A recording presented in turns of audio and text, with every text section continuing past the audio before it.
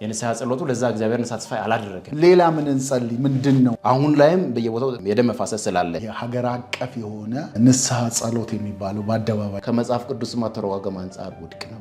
8 ዓመት ውጤቱ የታለ? በየዓመቱ ማካሄድ አለብን የሚለው አካሄድ ትክክል አይደለም ወይስ አንጸልይ? አዋጭ አይደለም። ተውት። አንገምግም ነገሮችን አንጠይቅ። ዋና ተጠያቂ ሰፈር ውስጥ ያለ ጠንቋይ ጥበቃ መሆኑ አያሳይም። ጨለማን ዓለምን አርማ ያዙ አይደለም ወይ? የጸሎቱ አቅጣጫ ግን ተቀይሯል። እግዚአብሔር አምላክ እንደዚህ አይነት አቋም የሚይዘው ኢትዮጵያ ሀገር ላይ ሲሆን ብቻ ነው። ወይ ከዙፋን ላይ የምነቅለኝም ከሆነ እስኪ ይንቀል። እንግዲህ ሲጀመር ድሮ ሆኑ ማለት ነው እኮ ለዚህ ነው መኪና አልገዛም ያልኩት። የሀገር መሪዎች ወድቀው ንስሐ አልገቡ። ደመና ሀገሪቱ ላይ እየተገፋ እየመጣ ነው ያለው። መጥቶ ከነጋር መንበርከክ መቻል አለበት። ለምንድን ነው አንዳንድ ከተሞች ድህነታቸው ጥልቅ የሚሆኑ? የተንሻፈፈ የትምህርት ፖሊሲ ተተክሏል። መንገድ ላይ የሚያስተጓጉል መናፍስቶች እንዲመቱላቸው ሲጸልዩ እናገኛቸዋለን። ከተማው ላይ ከፍተኛ ጠንቋዮች አልነበሩም ወይ? የህዝብ ጭፍጨፋ አካሂዳለች። ከዚህ በላይ እንዴት ይሳተፍ? ለመዘዛዙረ መገለጥ አላመጣ። አፍሪካ ጋር ሲሆን ጀብደኛ ይሆናል እግዚአብሔር አምላክ። በአንተና በአምላኪ መካከል ምንድን ነው ተካሄደ ያለው?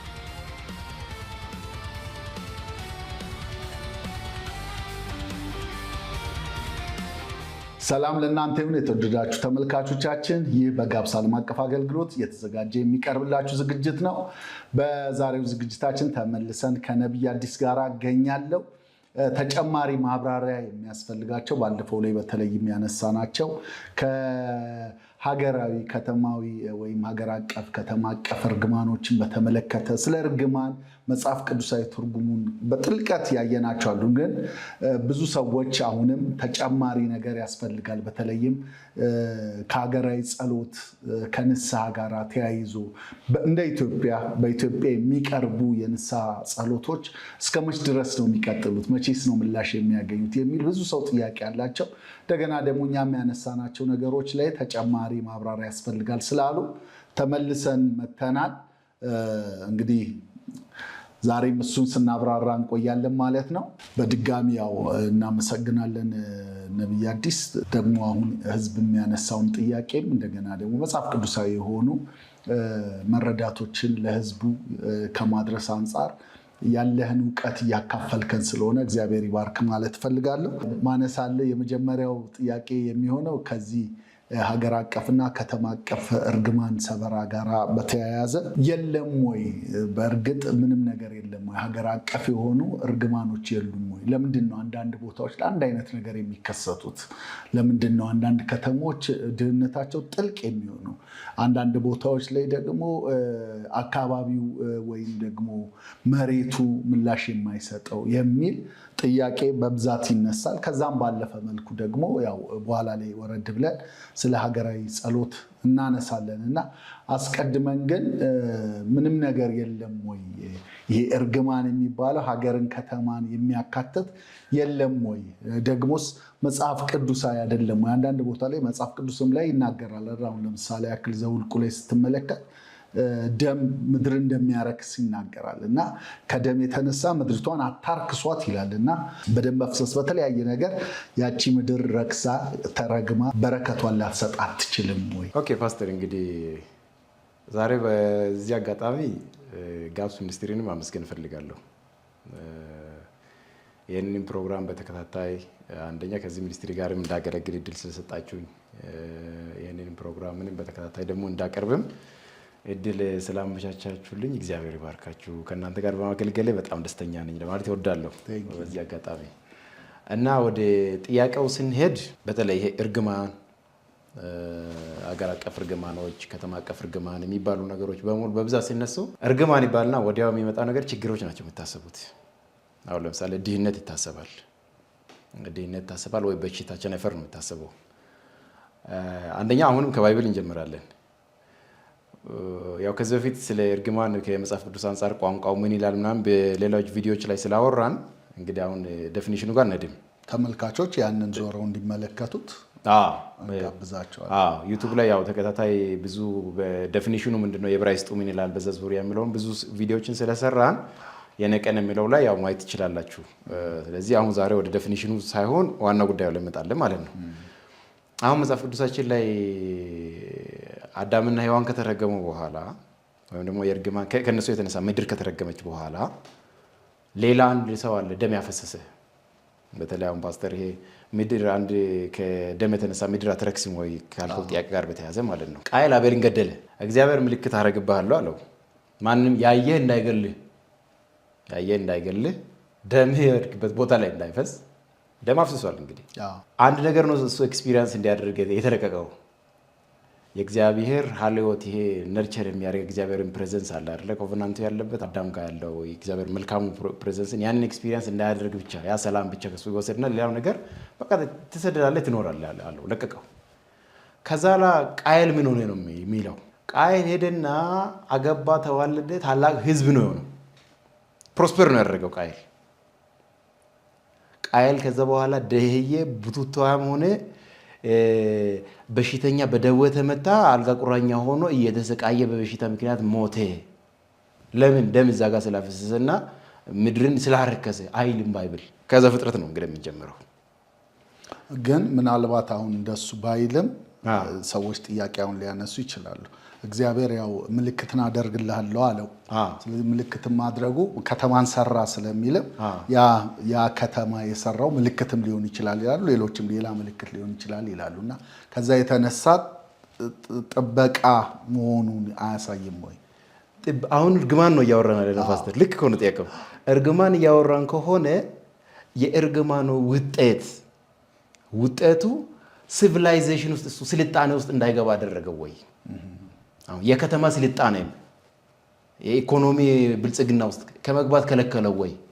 ሄዶ ከተማ አልሰራም ወይ?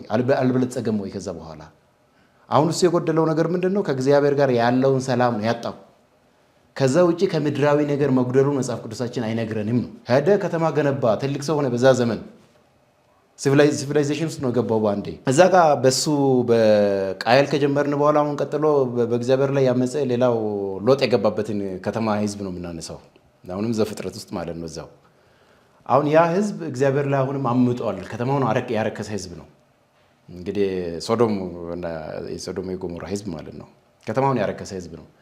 ያ ከተማውን ያረከሰ ህዝብ ከተማይቱን ለምንና የበለጸገች እንድትሆን ከማድረግ ከለከለ ወይ? በዛ አይነት ከፍተኛ ርኩሰት ላይ እንኳን የሶዶምና ገሞራ እያሉ ግን ድሃ ነበሩ አይልም መጽሐፍ ቅዱሳችን። ሎጥ እንኳን የከተማይቱን ልምላሜ አይቶ ነው ወደዛ ሄደው።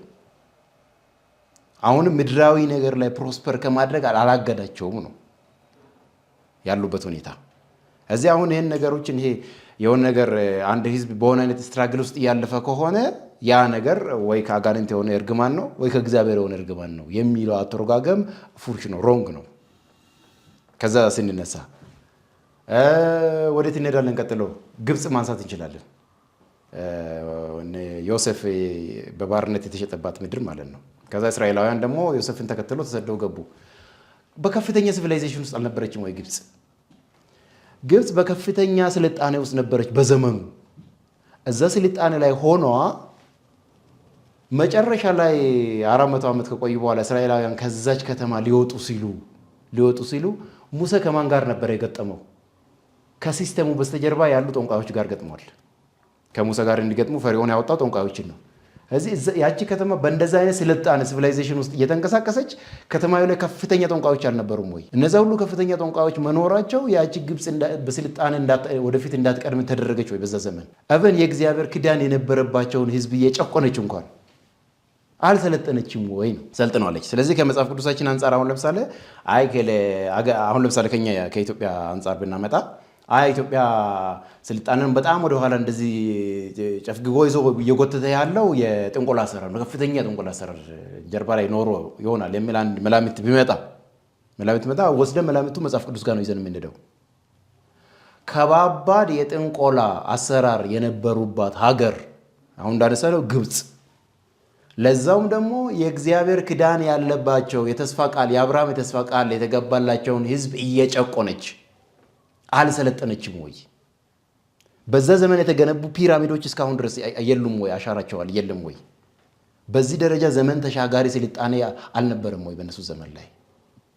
እንግዲህ በህንፃ ስራ፣ በህንፃ ግንባታ፣ በጤና፣ በተለያየ አይነት ሴክተሮች ላይ ነው በዛ ዘመን ላይ ኤክሴል ያደረጉት ግብፃውያን ማለት ነው። ኢቭን የእግዚአብሔር ተስፋ ቃል ያላቸውን ዕብራውያንን ኢቭን እየጨቆኑ ነው ማወራ። እዚህ ጋር እግዚአብሔር ህዝብ ተስፋ ቃል ያለባቸውን እስራኤላውያን እየጨቆኑ፣ በዚህ በኩል ደግሞ ከበስተጀርባው የሊደርሺፕ በስተጀርባ በዊችክራፍት ባክ የተደረገ ሆኖ እያለ ፕሮስፐር ከማድረግ አልከለከላቸውም። እዚህ አሁን የጥንቆላ ከበስተጀርባ ከሆነ ሀገር በስተጀርባ መኖር ለኢኮኖሚ እድገቷ በሚሊተሪ ሳይንስ፣ በጤና ዘርፍ፣ በግብርና ዘርፍ፣ በሌሎችም የኤጁኬሽን ሴክተሮች ላይ በደንብ ለመውጣት ማነቆ የሆነው እሱ ነው የሚለው አተረጓጎም ስፔሻሊ ለኛ ለኢትዮጵያ። ስለዚህ ደግሞ ያንን ለመስበር የንስሐ የምናምን ጾም ጸሎቶችን በየዓመቱ ማካሄድ አለብን የሚለው አካሄድ ትክክል አይደለም ነው ያልኩት። ከምን የተነሳን ከመጽሐፍ ቅዱስ ታሪክ ሙሉ እየጠቀስን እየሄድን አንድ እንደገና ደግሞ ዓለማችን ላይ አሁን ላይ በከፍተኛ ስልጣኔ ደረጃ ላይ ያሉ አገራቶች አሉ። ለምሳሌ ቻይና አሁን ላይ ላለችበት የኢኮኖሚ ስልጣን ለምሳሌ ኢትዮጵያ ከቻይና ብዙ ነገሮች እየገዛች ነው ያለችው። ደግሞ አሁን እንደ ኢትዮጵያ እንደ ሀገር እንደ ግለሰብ ደግሞ አንዳንድ ምርቶችን ከዛ ለማምጣት ራሱ በቢዝነስ ላይ አሁን ያሉ ወዳጆቻችን ይኖራሉ። አሁን በንግድ ላይ ያሉ ከዛ የሆነ የማመጣው ነገር አለና መሀል ላይ እንዳይስተጓጎል የሆነ ነገር እንዲሰበር ጸልይልኝ እያሉ ከማን እጅ ለመረከብ? ከቻይና እጅ ለመረከብ። መጽሐፍ ቅዱሳችን ራሱ ተተርጉሞ የሚመጣው ከቻይና ነው። ከዛ ከነሱ እነዚህ ሰዎች አገራቸው ላይ ጠንቋይ የለም ወይ? የቻይና ትልልቅ አርማዎች ምንድን ናቸው? ድራገን አይደሉም ወይ? የሰይጣን የጨለማን ዓለምን አርማ የያዙ አይደሉም ወይ? ታዲያ ያ ምድራዊ ነገር ላይ በቴክኖሎጂ፣ በኢኮኖሚ ዘርፍ፣ በግብርና ዘርፍ፣ በጤና ዘርፍ፣ በተለያየ አይነት የሚሊተሪ ሳይንስ ዘርፍ ላይ ማለት ነው ኤክሴል እንዳያደርጉ አደረጋቸው ወይ? ቻይና አሁን ላይ ለደረሰችበት ስልጣኔ ኢቭን አሁን ለምሳሌ ሀያሏን አሜሪካ የምትገዳደርበት ደረጃ ላይ የደረሰችው ስንት ቀን የአደባባይ ወይም ደግሞ ስንት ዓመት የአደባባይ የንስሐ ጸሎት ስለተጸለየ ነው? ከሌሎች ሀገራቶች እንማር። ወይም ደግሞ የቻይና ሕዝብ ጉዳዩ ከበስተጀርባ ያሉ ጠንቋዮች ናቸው ለዚህ በጥንት ማለት ነው ዛሬ የደረሰችበት ስልጣን ላይ ከመድረሷ በፊት የነበሩ መሪዎች እኛን ለዚህ ችግር ውስጥ ለማለፋችን በኢኮኖሚ ከሌሎች ሀገራቶች አንጻር ወደኋላ ለመቅረታችን ምክንያት የሆኑ ጠንቋዮች ናቸውና ከምድር ላይ እናጽዳ ወይም ደግሞ የምልጃ የንስሐ ጸሎቶችን በየዓመቱ እናድርግ ስላሉና በአደባባዮች ያንን በደጋግመው ስላደረጉ ነው ለዚህ የደረሱት። ምክንያቱም ምርቶችን ከነሱ የምንረከባቸው ሀገራቶች ምን ፖሊሲ ምን ስትራቴጂ ተከትለው ነው ለዚህ በቁት ብለን ትምህርት እንደመውሰድ ወደኋላ ተመልሰን ባህላዊ አተረጓጎም ውስጥ የተዘፈቅን መሄዳችን ወደፊት አያስካሄደንም ነው። በባለፈው ቪዲዮ ላይ ያው ጥያቄ በደረሰበት ላይ በድር አነሳ ነው እርግማኑ ከጠንቋይ ነው ምንል ከሆነ ከአፍሪካ ሀገራቶችም አንጻር እናንሳ፣ ከአውሮፓ ሀገራቶችም አንጻር እናወራ፣ ከኤዥያ ሀገራቶችም አንጻር እናንሳ። ገልፍ ሀገራቶች የሚባሉ አሁን ለምሳሌ እነ ኢራንም ያሉበት እነ ኳታር እነ ኩዌት ያሉበት አሁን ለምሳሌ ኩዌት በኢኮኖሚ በከፍተኛ ነች ሀገር ዓለም ላይ ማለት ነው። እነሱ ሀገራቶች ያሉበት ማለት ጠንቋይ የለም ወይ?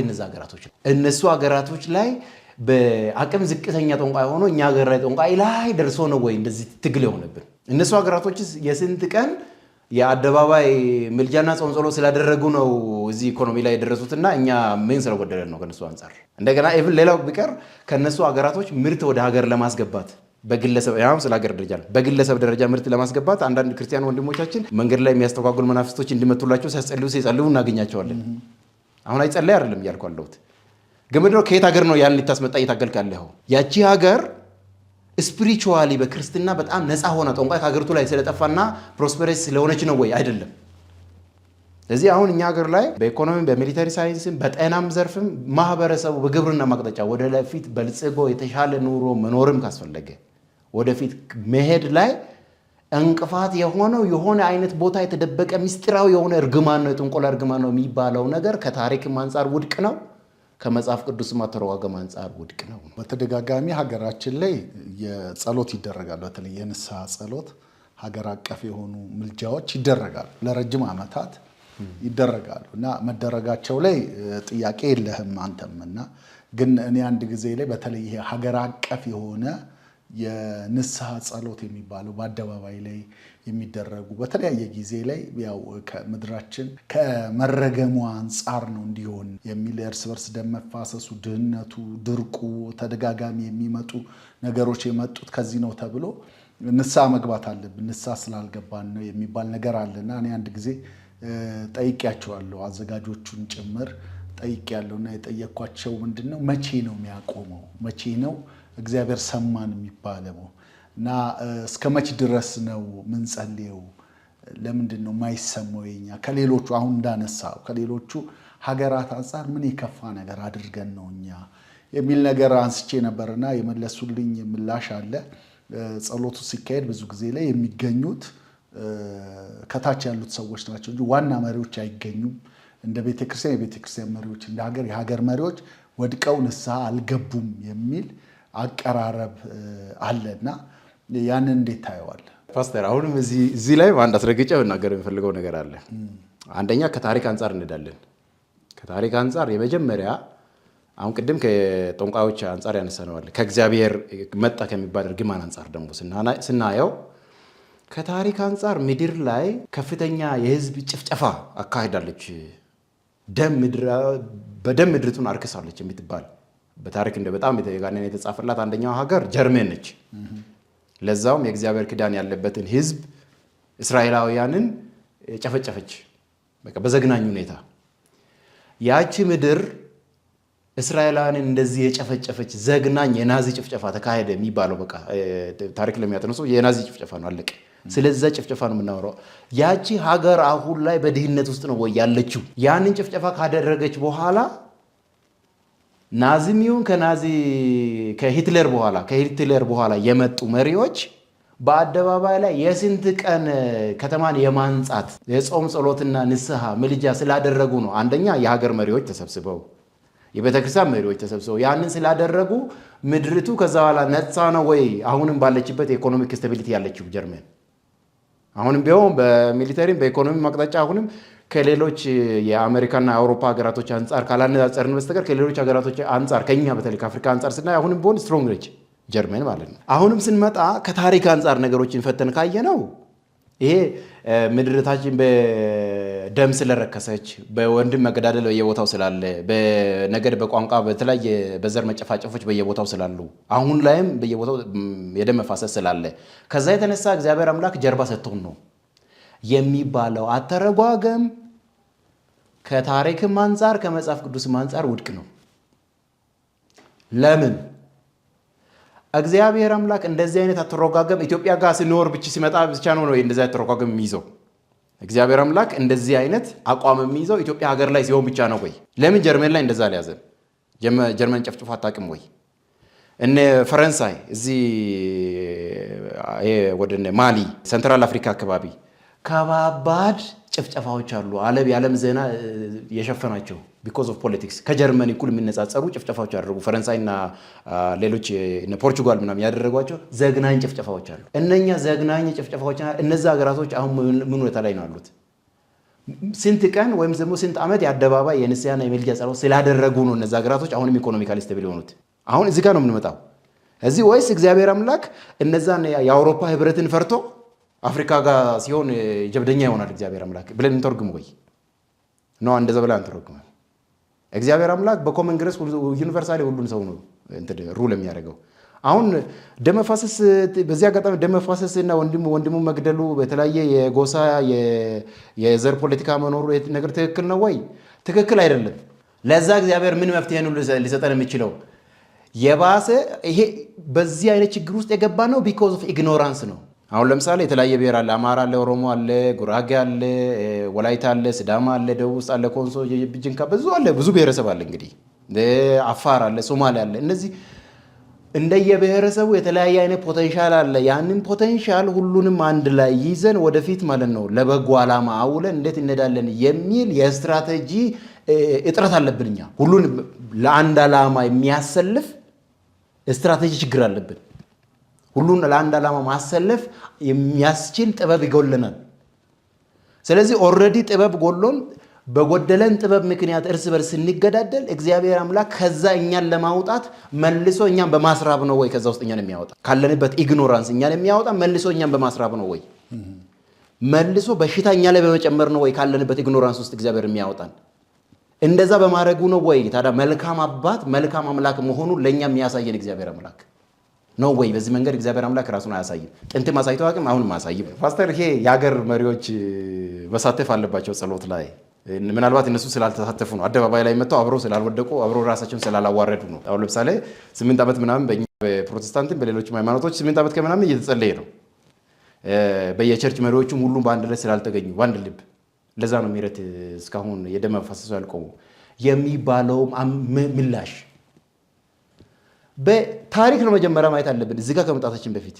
አሁን ለምሳሌ የተለያየ መንግስት ሴክተር ላይ ያሉ መሪዎች አሉ። እግዚአብሔርን የሚፈሩ ክርስቲያኖችም አሉ በየቦታው፣ ሌሎች ሃይማኖት መሪዎችም አሉ በየቦታው ፖዚሽን ላይ ያሉ። አይ ሁሉም መሪዎች መጥተው አደባባይ ላይ ከህዝቡ ጋር አልወደቁም፣ ወይም ደግሞ የሃይማኖት የቸርች መሪዎች መጥተው አደባባይ ላይ ከህዝቡ ጋር ወድቀው ንስሐ አላሉ። ለዛ ነው እግዚአብሔር እስካሁን ድረስ ደም መፋሰስ ምድሪቱ ላይ እንዲቀጥል የተወው። ማለት አልረካም፣ የንስሐ ጸሎቱ ለዛ እግዚአብሔርን ሳትስፋይ አላደረገም የሚባለው አፈታት ጋር እሱ ጋር አስረግጬ ወዳገር ፈልጎ መጀመሪያ ታሪክ ቼክ አርግ። አሁን እንደዚህ ለሚፈቱ ሰዎች ታሪክ ቼክ አርግ። በኢትዮጵያ ታሪክ የትኛው መሪ ነው የቴሌቪዥን ቻናል ተጠቅመህ ለህዝብ ጸልይ ብሎ እድል ሰጥቶ የሚያውቀው? በኢትዮጵያ ታሪክ እንደ ልብህና አደባባይ ላይ የፈለከው ቀን ይዝልሃለሁ፣ ዝም ብለህ 5 ቀንም 3 ቀንም ለእኔም ጸልይ ለህዝብህም ጸልይ። አንተ አምላክ አለኝ፣ አምላኬ ከሰማይ መጥቶ ይረዳኛል ወይ ደግሞ ያግዛል ካልክ እስኪ ለእኔም ጸልይልኝ፣ ለህዝብህም ጸልይ። አንተ የምጠራው አምላክ እኔንም ይርዳ ህዝቡንም ይርዳ። እስኪ እኔ ሰው ነኝ፣ ስልጣን ላይ ተቀምጫለሁ፣ ወይም ሌሎች ስልጣን ላይ የተቀመጥን ሰዎች ሁላችን ሰዎች ነን። ከኛ አቅምን በላይ የሆነ ነገሮች ይኖራሉና መለኮታዊ ገዛ ያስፈልገናል። እስኪ አምላኬን ጥራልንና አደባባይ ላይ እኛንም ይርዳ ህዝቡንም ይርዳ እና ያሻግረን ብሎ አንድ የሀገር መሪም ሆነ ሌሎች ሚኒስቴሪያል ዘርፍ ላይ ያሉት እድል ከሰጡ ከዚህ በላይ ለሃይማኖት መሪ ምንም ነገር አያስፈልገው። እድሉን መስጠቱ በራሱ ተሳትፎ ነው። አንድ የሀገር መሪ የሚሆን ሚኒስተር እድሉን ጸልዩ ብሎ እድል ከሰጠ አደባባይ ከፈቀደ የቲቪ ቻናል ከፈቀደልህ ተሳትፏል። ከዚህ በላይ እንዴት ተሳተፍ? አምላክህን ተቀበለ እኮ አምላክህን አከበረልህ። ጥራ አምላክህን። ከአምላክህ ዘንድ መቅሰፍት ራሱ የምታወርድ ከሆነ የጸሎት ሪሲ እኮ አቁም፣ የልብህን እኮ አቁም። እድል ነው ሰጠህ አይደል? መቅሰፍት የምታወርድ ከሆነ መቅሰፍቱ መጥተው ከዙፋን ላይ የሚነቅለኝም ከሆነ እስኪ ይንቀል። እንግዲህ ስትራቴጂም ሰጥተው ደግሞ ወደፊት የሚያሻገር ከሆነ ብቻ ያሻገር፣ ብቻ ጩህልኝ ብሎ እድል ሰጥተዋል። ቲቪም ሰጠ፣ አደባባይም ሰጠ። ከዚህ በላይ እንዴት ይሳተፍ ነው? አይ ቲቪ እና በቲቪ ጸልይ ብሎ ለነ መፍቀዱ ብቻ አይበቃም። አደባባይ ላይ ጸልይ ብሎ አደባባይና ስቴዲየሞችን ለነ መፍቀዱ አይበቃም። መጥቶ ከእኔ ጋር መንበረከክ መቻል አለበት። መጥቶ ከአንተ ጋር መንበረከክም አጠግብም ነው የምለው ለዚህ አይነት ሰው የሚያነሷቸው እኮ ብዙ ነገሮች አሉ። የብሉይ ኪዳን አስተሳሰቦች አሉ ብዙ ጊዜ ላይ የሚነሱ። አሁን ለምሳሌ የነነዌን ጸሎት ከመሪው ጀምሮ እንስሳ ሳይቀር የተጾመበት ጾም አለና እነዚህ መሪው ራሱ ከላይ ወደ ታች ያወረደው ነው የሚል አስተሳሰብ አለና አሁን አንተ እያነሳህልን ያለው እውነት ነው። በዚህም ቢመጣ ሰው አይጠግብም። በእርግጥም ደግሞ አሁን እኮ እግዚአብሔር እድሉን ሰጥቶን በመንግስት ወንበር ላይ የተቀመጡ መሪዎች በጣም እንዳልከው ከመፍቀድም ባሻገር እየተገኙ በቤተ ክርስቲያንም በትላልቅ አደባባይም ላይ ንስሐ ሲገቡ ሲጸልዩ እናያለን። ግን ታዲያ ጸሎቱ አሁን ጸሎቱን እንቀበላለን እያልከን ያለው ይሄንን ጸሎቱን እንቀበላለን። የጸሎቱ አቅጣጫ ግን ተቀይሯል። ትክክለኛ መጽሐፍ ቅዱሳዊ ይዘት የለውም። ከታሪክም ከመጽሐፍ ቅዱስም አንጻር አያዋጣም የያዝነው ጸሎት እስካሁን የተጓዝ ነው። ስለዚህ ምን እንጸልይ? እርግማን ከመስበር ትተን ንስሐ ደም መፋሰሱ ላይ የተደረገውን ነገር በደሉን መናዘዝ ትተን ሌላ ምን እንጸልይ? ምንድን ነው መጸለይ ያለብን? ፓስተር ይሄ እንግዲህ አሁን እዚህ ጋር ምን ወይስ አንጸልይ? ፓስተር ምንድን ነው ምን እንጸልይ የሚለው ጋር ሲመጣ አንዳንዴ አደባባይ ላይ አባቶችም ትልቅ ሰዎችም እየለፉ እዚህ ጋር አንድ ወጣት ደግሞ ተነስቶ የሆነ ነገር ሲያወራ ዋትስ ጎይንግ ኦን ሰው ሊል ይችላል። መጽሐፈ ኢዮብ ላይ ኢዮብ ቆሳሰለ፣ በከባድ ፈተና ውስጥ አለፈ። ቆሳሰለ፣ በብዙ አቅጣጫ ቆሳሰለና በዘመኑ የነበሩ በዕድሜም የገፉ ለኢዮብ መፍትሄ ያመጣሉ ተብሎ ረጅም ምዕራፍ ማለት ነው ካውንስሊንግ ተጠየቁ። የራሳቸውን ቪው ነበር እያወሩ የነበሩት ረጅም ሰዓት። ይሄ ይሆናል፣ አንተ ኢዮብ እንደዚህ ስለሆንኩ ነው፣ እንደዚህ ስለሆንኩ ነው፣ ከዚህ ነው፣ እንደውም ኃጢአቴ ነው፣ እርግማንህ ነው ምናምን የሚል አይነት ወሬ ማለት ነው። ያን ሁሉ ነበር እና ሄደና አንደኛው ምዕራፍ ላይ ኤሊሁ በመንፈስ ተቃጠልኩኝ፣ ጥበብ በዕድሜ ብዛት ይሆናል ብዬ ዕድሜ ይናገር ብዬ እድል ሰጠው፣ ማስተዋልም እንዲሁ። ነገር ግን በሰው ውስጥ የሚያድር የእግዚአብሔር መንፈስ ነው ለነገሮች መፍትሄ የሆንም ማስተዋል የሚሰጠው። መንፈስ ቅዱስ ባገዘን ልክ ነው የምንናገረው ማለት ፈልጌ ነው። ስለዚህ ዛሬ እንደ ኤሊሁ መልስ አለን እያለ። አዎ፣ እሺ አሁንም ወደ መሬት ጉዳዩን እናወርድና ማመናፈሱን ትተን ይሄ ከእግዚአብሔር የሆነ እርግማን ነው፣ ከጠንቋይ የሆነ እርግማን ነው። እሺ ከጠንቋይ የሆነ እርግማን ነውና ስበር ተብሎ 8 ዓመት ተፈቅዶልሃል፣ አልተሰበረም። ከዛም በፊትም ተጸልዩዋል ረጅም ዘመን። ስለዚህ እናጠናለን ማለት ነው። ፓተርኑ እናጠናለን። አሁን ለምሳሌ እንበልና በኢህአዴግ ጊዜ ከደርግ ይልቅ የአምልኮ ነፃነት ተሰጥቷል። እዚህ የአምልኮ ነፃነት ተሰጥቶ ጸልይ ተብሎልሃል። ይጸለይ ነበረ ሁሉ ነገሮች ከምን ጋር ሰፈር ውስጥ ካለ ጠንቋይን ከመምታት ጋር በተያያዘ። ስለዚህ ለአንዳንድ አስቸጋሪ የሀገር ውስጥ ላሉ ፈተናዎች በሙሉ ዋና ተጠያቂ ሰፈር ውስጥ ያለ ጠንቋይ፣ ሰይጣንን ወደ ሀገሪቱ የሚስብ ጠንቋይ ነው ተብሎ እሱን ታርጌት አደረገ። እሱን ከሰፈር ውስጥ የመንቀል ጸሎቶች ይጸለያሉ። እንደዛ እየተጸለየ አሁን ያለው መንግስት ራሱ የሚታገልበት ነገር ግን ተተክሏል። በኢህአዴግ ጊዜ ምን የተንሻፈፈ የትምህርት ፖሊሲ ተተክሏል። ለምንድን ነው ያ ሁሉ 20 ምናምን ዓመት በየቸርቹ ስለ ኢትዮጵያ ምልጃ ጸሎት የተደረገ ግን ያ ትውልድን በደንብ ወደፊት እንደሚገባ ማሻገር ያልቻለ የትምህርት ፖሊሲ ማለት ነው፣ ስር ሲሰድ ማለት ነው ዝም ተብሎ የታየው? ለምን ያ ጸሎት መጥቶ ኢሚዲየትሊ የትምህርት ፖሊሲው ማለት ነው ጋኖ ችግሩ ያለው ቀጣይ 50-60 ዓመታቶች ላይ ይሄኛው መንግስት ሲቀየር ብዙ ሰርቲፊኬት እጃቸው ላይ ያሉ የሆነ ነገር ግን መፍጠር የማይችል ጀነሬሽን ሊመጣ ነው ከፊት ለፊት። ልጆቻችሁ እንደዛ ሊሆኑ ነው የሚል መልስ ለምን ይዞ አላወረደም ነው? ጠንቋይም ሞቶ ሊሆን ይችላል፣ መፍትሄ ግን አልሆነም። አስማተኛ የተባለውን ሰውዬ ሞቶ ሊሆን ይችላል፣ መፍትሄ ግን አልሆነም። ይሄው አሁን ለካ የመጣንበት 27 ዓመት ሙሉ የነበረው የትምህርት ፖሊሲ ትውልዱን ፓራላይዝ የሚያደርገው ነውና ሙሉ በሙሉ ሪፎርም ማድረግ አለብን የሚል ንቃት መጥቷል። ያኔ የተጸለየው ጸሎት ይሄ እርግማን የሆነን ትምህርት ማለት ነው፣ ወይም ደግሞ ትውልድን ወደኋላ የሚያስቀር ትምህርት ማለት ነው። ፖሊሲ ተቀርጾ ሲወጣ ለመዘዛ ዙሪያ መገለጥ አላመጣም። መፍትሄ አድርገን የሳልነው ከጠንቋይ እርግማን የመጣ ነውና እሱ ሲነቀል አገር ሰላም ይሆናል ብለን ስላሰብን ነው። ታሪካዊ ጥናት ላይ ያልተመሰረተ አፕሮች ስለሆነ፣ በእውቀት ያልተቃኘ ስለሆነ ጸሎታችን ትክክለኛ እግዚአብሔራዊ ሐሳብን መሰረት ያደረገ ሀገር እንዴት ነው ፕሮስፐር የምታደርገው? ምን ዘርፎች ላይ ኤክሰለንስ ሲመጣ ነው? ምን ዘርፎች ላይ ልቀት ሲመጣ ነው አገር ወደፊት ወደ ተሻለ ብልጽግና የምትሻገረው የሚል ስቴዲን ቤዝ ያደረገ አይደለም። የሆነ ሰው ማታ ህልም አየሁ ብሎ ይነሳል። ከዛ በኋላ በዛ አቅጣጫ ላይ አለቃ መንፈስ አለ እሱን እንምታ ይላል፣ ወይ ደግሞ እርግማን አለ ምድሪቱ ላይ ይባላል፣ ንስሐ ይባላል። ከዛ በኋላ ይኸው አየን። አሁን በጣም የሚገርመው ነገር ፓስተር ምን አለ መሰለህ፣ ይመጣለሁ እንግዲህ አሁን ወደ አሁኑ ጸሎታችን ከታሪክ መነሳት ስላለብን ወደኋላ ታሪክንም አይተን ነው ዛሬን ለማስተካከል እንዴት መጣን የሚለው መታየት ስላለበት ነገንም ለማስተካከል እንደዛው። በቅርብ ጊዜ የትምህርት ሚኒስቴራችን አንድ ነገር ተናግሯል።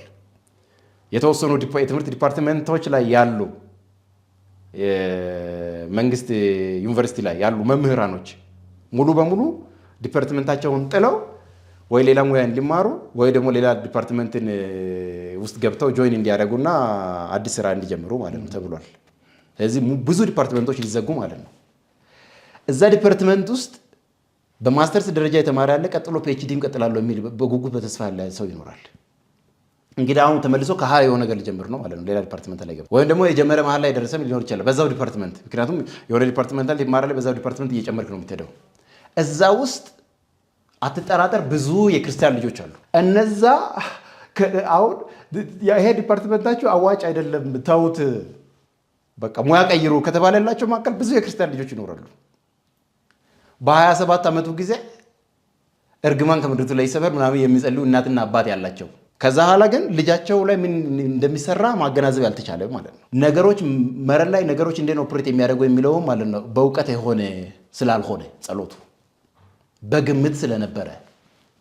ከዚህ ኢማጂን አሁን ለምሳሌ እንግዲህ እግዚአብሔር ይመስገን አንተ ልጆች በዛ ይደርሱ አይደለም ግን ፓስተር እንበላ አንተ ልጅ በዛን ጊዜ የነበረ ቢሆን ዩኒቨርሲቲ ገብቶ ከዛ ዲግሪ ይዟል፣ ከዛ ማስተርስ ይዟል፣ ከዛ እንደውም በዛ ዘርፍ አሁን ፒኤችዲ የተማረ ነው እንበል፣ ከዛ ያቺ ዲፓርትመንት ማለት ነው ከዚህ በኋላ ለትውልድ የዲፓርትመንት አይጠቅምም፣ እንደውም የሚገባ ተማሪም የለም አስተምራለሁ በዛ ዘርፍ ቢትልም እንኳን 12 ዓመት ልጅ የሆነ ቁም ነገር እንዲደርስ 12 ዓመት ቸርች ይጸልያል።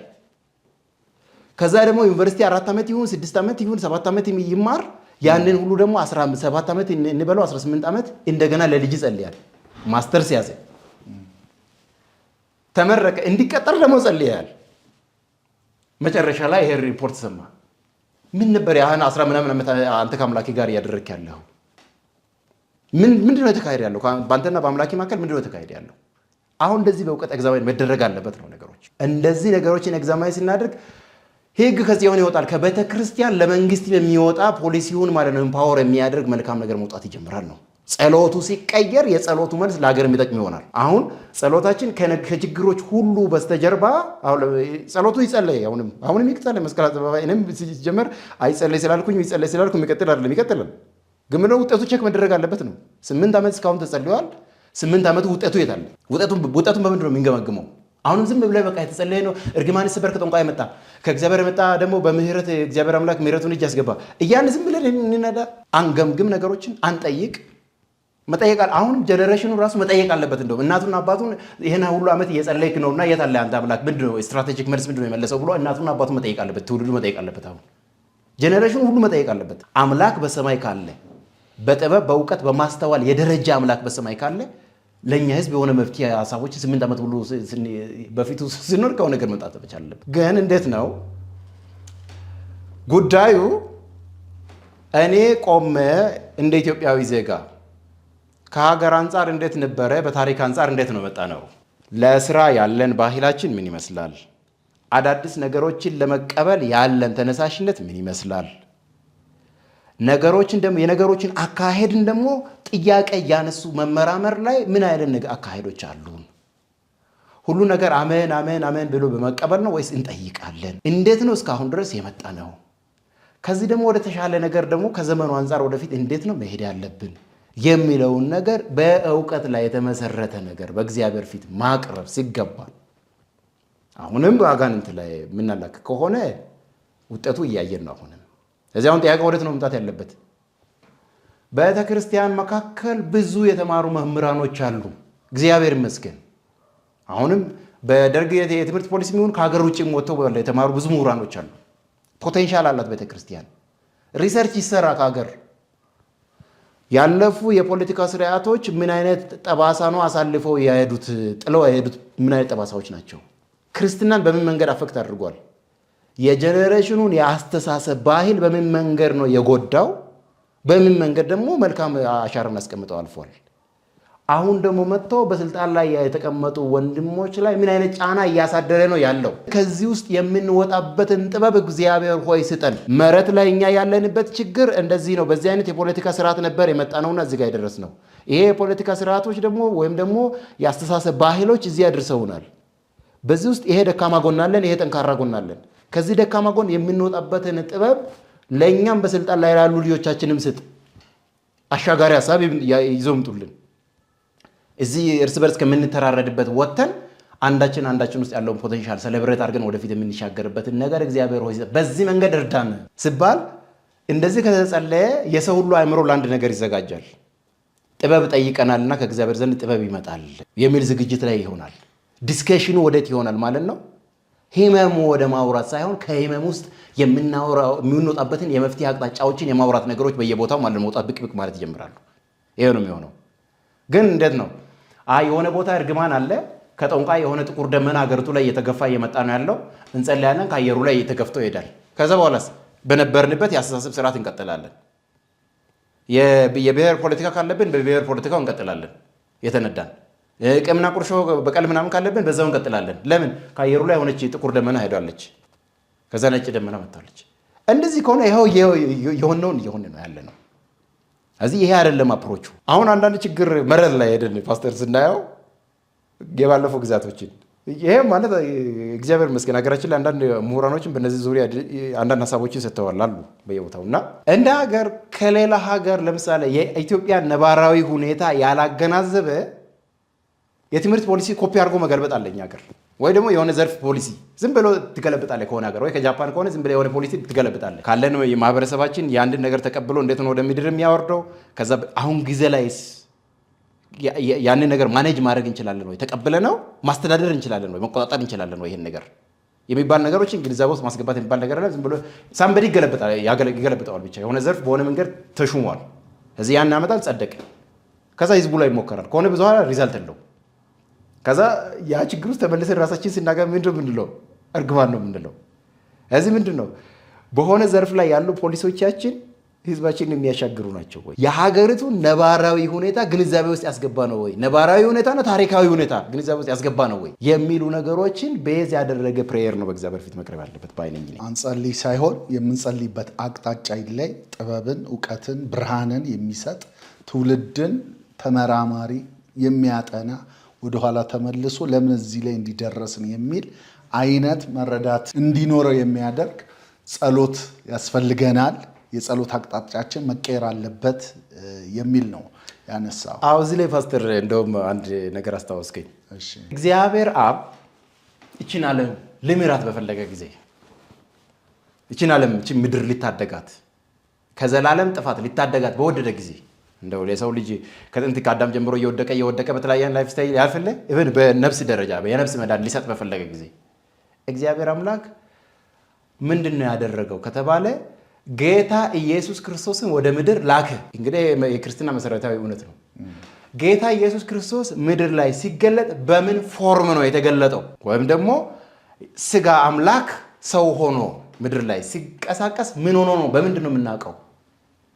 እንደዚህ አይነት አስተማሪ እንደ ባለስልጣን የሚያስተምር መምህር በእስራኤል ታይቶ አይታወቅም። ስለዚህ ምን ሆኖ የእግዚአብሔር ምሕረት እንደነበር ተገለጠው። ህዝቡን በእውቀት ትራንስፎርም የሚያደርግ የእግዚአብሔር ጥበብ ሆኖ ተገለጠ። እግዚአብሔር አምላክ አንድን ሀገርና ህዝብን የሚታደግም ከሆነ የእውቀትን ብርሃን ነው የሚልከው። ጌታ ኢየሱስ ክርስቶስ ምድር ላይ ሲገለጥ ህይወትን የሚሰጥ የእግዚአብሔር የእውቀት ብርሃን ሆኖ ተገለጠው።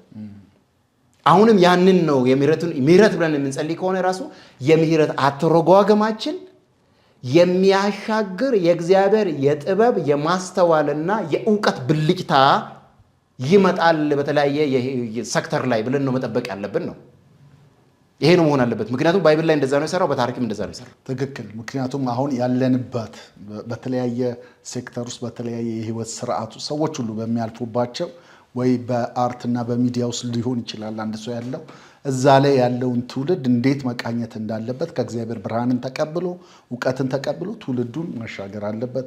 ወይ በሳይንሱ ላይ ወይ ደግሞ በኤዱኬሽን ላይ አሁን እንዳነሳው በትምህርቱ የዓለም ስርዓት ላይ ባለው አካሄድ ላይ እንዴት ነው ሀገርን ትውልድን ልንባርክ የምንችለው? ታዲያ ይህንን ስናነሳ ባሉት ሁሉ የህይወት ስርዓቶች ላይ በአስተዳደርም በመንግስት አካላትም ዘንድ በተለያዩ ነገሮች ላይ ያለው እይታው ሲቀየር ሀገር ይቀየራል። ስለዚህ የእይታ ለውጥ ሊያመጣ በሚችል አይነት መልኩ መጸለይ ያለብን ጸሎታችን እንጂ በንስሐና በእርግማን ሰበራ ለውጥ አልመጣም መቆምና ማየት አለብን የሚል ሙግት ነው። ትክክለኛ ሰው ሁሉ ቆሞ ማስተዋል ያለበት እንደሆነ እናያለን። ካነሳቸው ነገሮች ውስጥ ብዙ ያደጉ የሚባሉ ሀገራት፣ በስልጣኔ ከፍ ያሉ ሀገራት በመንፈስ አሰራርም በኃጢአትም በርኩሰትም እጅግ የዘቀጠ የህይወት ስርዓት ውስጥ ነው ያሉት። ስለዚህ እርግማንና በረከትን እኛ የምንፈታበትም መታወቅ አለበት። ያ በረከት ነው ወይ? አሁን እሱም ስልጣኔው ከነርኩሰቱ የስልጣኔው ከፍታ የርኩሰቱም ከፍታ እኩል እየሄደ ያለበት ሁኔታ አለ። ስለዚህ የነሱ ሀገር ላይ አሁን ለምናነሳው ድህነታችንና ረሃባችን ወይንም ጉስቁልና ውስጥ መኖራችን ስራ ማጣታችን ለኛ ብቻ ነው ወይ እርግማንና ንስሐ ለመግባት የሚሆነው ብለ ያነሳው ጥያቄ መሰረታዊ ነው። ደግሞ ተመልሰን ደግሞ እውነትስ ያስ በረከት ነው ወይ ምንለው የሚለውን መታየት እንዳለበት የሚጠቁም ነው። እሱ ላይ ፓስተር ምን አለ መሰለህ፣ አንዳንዴ እኛ ሀገር እንትን አለ እንዴት ነው የሆነ አንድ ሰው የሆነ ነገር ያጣል እንበልና አሁን ለምሳሌ ነዳጅ የለም። ነዳጅ በሆርሙዝ ይሄ ኢራንና አሜሪካ ባደረጉት ጦርነት ምክንያት ነዳጅ የለም። ከዛ መኪና በየቦታው ተሰልፏል። ከዛ አንድ መኪና ለመግዛት እድሉን ያላገኘ ሰውዬው ካሽም አልነበረውም እንበል። ከዛ በእግር የተራመደ ነው። ሲጀመር ድሮውኑ ማለት ነው እኮ ለዚህ ነው መኪና አልገዛም ያልኩት ብል ማለት ነው ብል ይሄ ያለበትን ችግር አደንዝዞ ለማለፍ ራሱን ሳይኮሎጂካሊ አደንዝዞ ለማለፍ ያመጣው አይዲዮሎጂ ነው እንጂ ሪል ኬዝ ሴናሪዮ አይደለም። ሪል ኬዝ አይደለም ይሄ። አሁንም ምንድነው እንትን ሀገሮች እኮ ርኩሰት ውስጥ ናቸው ያሉት እኛ በለጸጉ ወይም ደግሞ ተባረኩ አንላቸው። እንደዛ ከሆነ ለምንድን ነው አይፎን ከነሱ የሚገዛው? እንደዛ ከሆነ አገርህን የሚጠብቅ የሚሊተሪ ቴክኖሎጂ ለምንድን ነው ከነሱ የምትገዛው? ርኩስ ከሆኑ የነሱ ኢኮኖሚካሊ እና በኢንቴሊጀንስ አቅጣጫ ፕሮስፐር ማድረጋቸውና ወደፊት መድረሳቸው ወደፊት መሄዳቸው አንተ ጸልይ አስለቅቅ አይደል ከነሱ እጅ ዕቃ እየገዛ ያለው? ታዲያ ለምን አተውም እዛው? እንዴት ነው አንድ ሰው ኢኮኖሚካሊ እንደሚገባ ተባርኮ ኢኮኖሚክ ማኔጅመንት ላይ ፌል ሊያደርግ ይችላል። ስለዚህ ነገሩን ከፍለን ድክመታቸው ኢኮኖሚካሊ በዚህ ምድር ላይ እንዴት ሲቪላይዝድ እንደሚሆኑ ስትራቴጂው ገብቷቸዋል። እንዴት እንደሚበለጽጉ ስትራቴጂው ገብቷቸዋል። በልጽገዋልም። ግን ከብልጽግናው ጋር አብሮ የመጣውን ኤክሰስ የሆነ ላይፍ ስታይል ይሄ የሞራል ጥሰት ውስጥ ላይ የሚከትን ኤክሰስ የሆነ ላይፍ ስታይል ውስጥ ነገሩ ሲከት አብሮ የመጣው ጫና ማኔጅመንት ላይ ፌል አድርገዋል። ስለዚህ እኛ ምንድነው እንዴት ነው ወደዚህ አይነት ብልጽግና የመጡት እነዚህ ሀገራቶች? እንደገና ደግሞ የደረሱበትን ከፍታ መቆጣጠር ደግሞ የቱ ጋር ነው ፌል ያደረጉት? ስለዚህ ጠንካራ ጎናቸውን ትወስዳለህ። ፌል ያደረጉበት ቦታ ላይ ደግሞ ከእግዚአብሔር ጥበብ ትጠይቃለህ። እዚህ ምን ይሆናል ማለት ነው? ይሄ ምድራዊ በረከት ከማኔጅመንት ጋር አብሮ ይሆናል ማለት ነው። የደከሙበት አቅጣጫ ላይ ከእግዚአብሔር ጥበብ ትጠይቃለህ። መልካሙን ነገር ከነሱ ተምረህ ወስደህ አሁን እኮ እነሱ እኮ አልተባረኩም። እንደውም ይሄ እኮ በሰይጣንም በጥልቁም አድርገው በተለያየ መንገዶች አድርገው ነው እዚህ ደረጃ። አሁን ለምሳሌ ትልቅ ካምፓኒዎች አሉ ዓለም አቀፍ ላይ። አሁን ለምሳሌ የቴክኖሎጂ ካምፓኒዎች አሉ። ሰዎቹ ከበስተጀርባ ሆነው ከጥልቅ ጋር ሰርተው ነው። ከበስተጀርባ ከጥልቅ ጋር ሰርቶ ከሆነ ይህን ሞባይል ያመረተው ይህንን ላፕቶፕ ያመረተው እነዚህ አይነት በዓለም አቀፍ ደረጃ በቴክኖሎጂ አቅጣጫ በኤአይም በተለያየ ኢንዱስትሪ ወደፊት አሻጋሪ የሆኑ ነገሮችን ህይወትን ቀለል ያደረጉ ነገሮች አውሮፕላን ጨምሮ ዘመናዊ መኪናዎችን ጨምሮ እነሱን ያመረቱት ከሰይጣን ጋር አብሮ ከሆነ አንተ ከእግዚአብሔር አንተ አምላክ ኃይለኛ ነው ካል ከእሱ ጋር አብረህ ምንድን ነው ያመረትከው ነው ዋናው ነገር። ቃለቅ ምንድን ነው ያመረትከው? ለምንድን ነው ምርቱ የአንተ ምርት ገበያ ላይ የቱ ጋር ነው ያለው ስትባል ለምንድን ነው እርግማን የምጠቅሰው? ለስንት ዘመን ነው ከእርግማኑ ነፃ የምትሆነው? ደግሞ ያመረቱትና የሆነ ቦታ ላይ የደረሱትን ደግሞ ጉዳይ ስታነሳ አንተ ጋር ሲሆን ሰይጣን ለእርግማን ይሰራል፣ እነሱ ጋር ሲሆን ሰይጣን ለበረከት ይሰራል። ምንድን ነው ይሄ ነገር? እንደገና ደግሞ ስለ ሰይጣን ያለን አተረጓጎም ራሱ ፓስተር ላይ ማለት ነው። ጌታችን ኢየሱስ ክርስቶስ ወደ ምድር መጣ። መጽሐፍ ቅዱስ ላይ እንግዲህ ስለ ሰይጣን ፈተና ሉቃስ ወንጌል ምዕራፍ 4 ላይ ጌታ ኢየሱስ ክርስቶስ ተፈተነ በሰይጣን ይላል። ሲፈተን በድህነት ሰይጣን አልፈተነው። ሰይጣን ጌታ ኢየሱስ ክርስቶስ የዓለም መንግስታትን ከነክብራቸው አሳያቸውና ብትሰግድልኝ ይሰጣለሁ ነው ያለው። አሁን ኢትዮጵያ ጋር ሲሆን ብቻ ነው ሰይጣን በድህነት የፈተነ ማለት ነው እርግማን የሚሆነው። በድህነት የፈተነ ሰይጣን ውጊያው በሙሉ ኢትዮጵያ ጋር ሲሆን በድህነት ነው። ሌላ ሀገር ላይ ጌታ ኢየሱስንም ጨምሮ ሌሎችን ደግሞ የሚፈትነው በብልጽግና ነው። ዋስ ጎይንጎ ከዛ ደግሞ እርግማን ብለን እንለጥፍበታለን። ኖ ዌይ አይደለም። ነገሩ አልሆንልን ሲለን ድሮም እንትን ናታለው ቀበሮ ናታለው ጥንቸል አራርጣ መያዝ ሲያቅታት ድሮም ስጋሽ አይጣፍጥም የተባረከ አይደለም አለች እና እንደዛው ሊሆን አይገባም።